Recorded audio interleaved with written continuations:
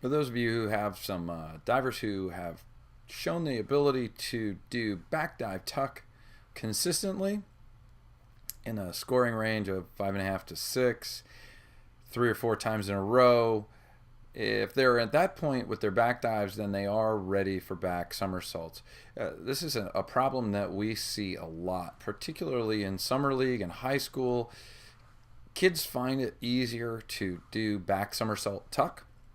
It is an easier skill than back dive tuck. Oftentimes they skip right by back dive tuck and do back dive straight, and then they start slinging back flip tuck. Now, back flip tuck is the #1 cause for injury in the sport of diving. It is the most common dive that ends with bloodshed.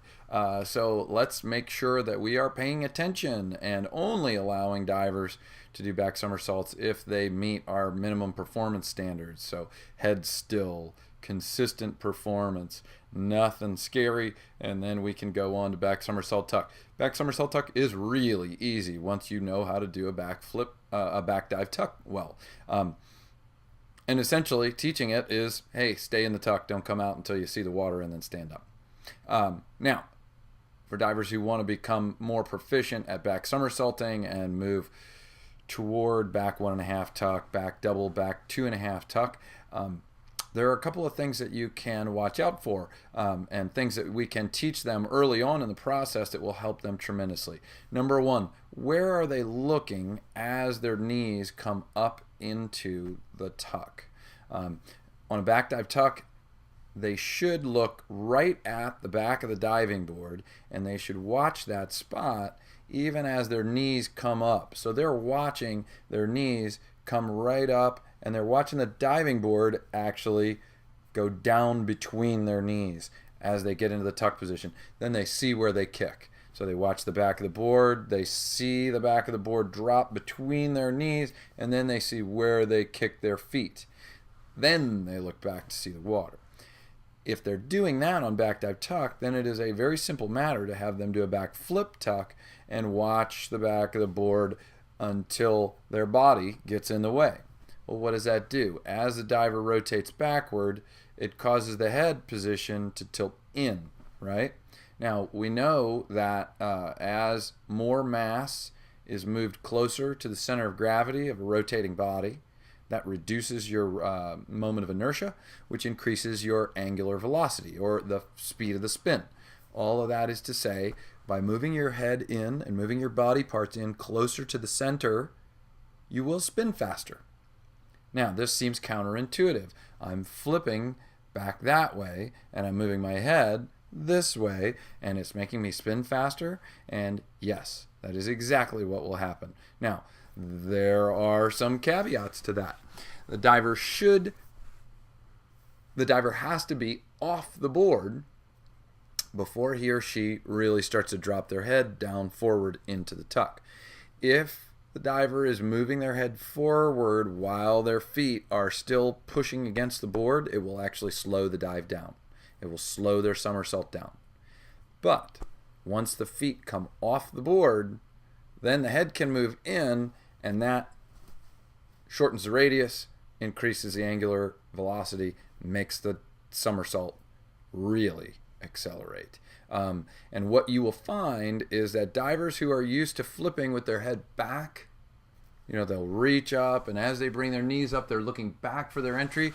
When you get them to look down as their knees come up, they will go very fast, and it will shock them, and it will surprise them, and sometimes they'll want to go right back to the way they used to do it because it's not disorienting and it's not frightening. However, if they ever want to learn how to do a back 2.5 on 3 meter or back 2.5 on 1 meter, they are going to have to learn to put their head into their spin. So teach it early, teach it often, and don't let kids get away with that head back in the spin, because it makes for a big tuck, and a big tuck is a slow tuck. Also, if your head moves back while you're reaching, you're going to hip that sucker in, and you're going to have your face close to the board as you come by. So watching the back of the board as the knees come into the tuck puts the head nice and tight into that tuck position, makes the spin fast. So that's the first thing. The second thing is, as they come around in that somersault, they've completed 3/4 of a somersault and they're looking straight down, they should see the surface of the water where they're going to enter, their entry point. So they come around. As they're tucking, they're looking at the back of the diving board. Once they've tucked, the next thing they're looking for is their entry point straight below them. They see that, then they put their feet on it, with their hands down. This teaches them to look for the water, to understand where they are in space.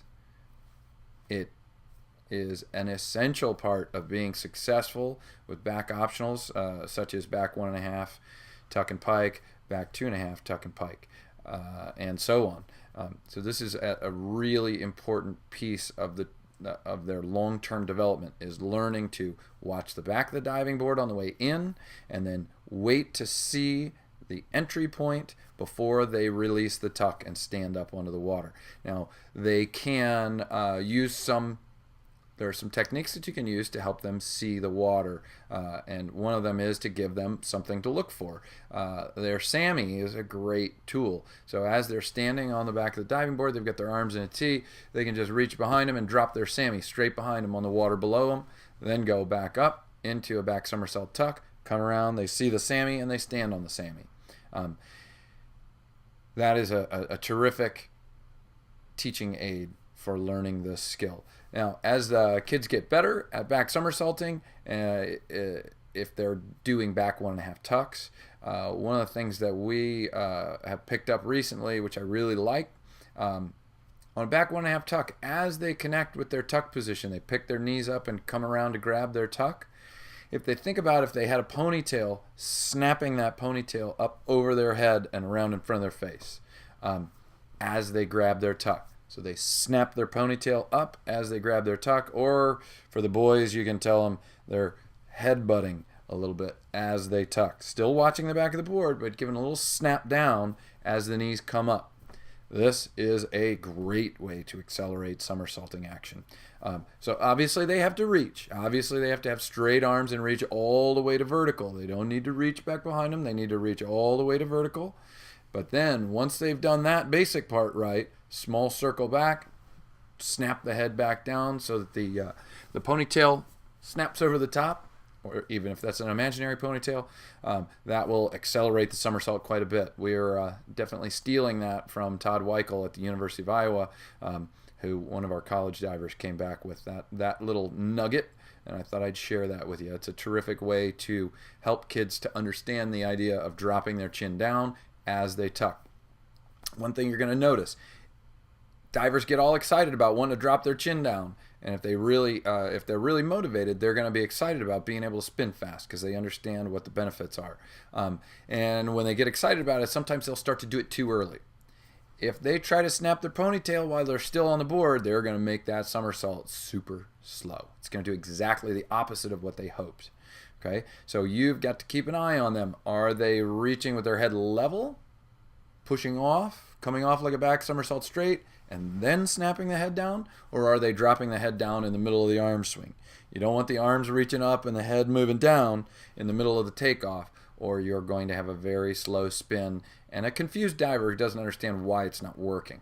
It's not working because it's not just what you tell somebody to do, drop your chin down, it's when you want them to do it. So make sure you're explaining not only what to do, but when to do it.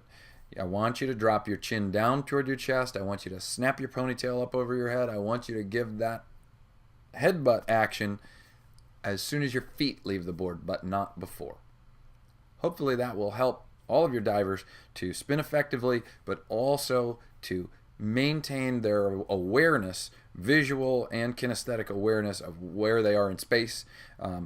Using visual cues to know where you are in space is a huge piece of long-term success in diving, because back and reverse actions work very similarly, and back and reverse actions are the key, really, for competitive success. You can do well in meets, but the kids that win meets are the ones that are doing backs and reverses for 6s or betters. All right, good luck, stay safe, and we'll see you at the pool.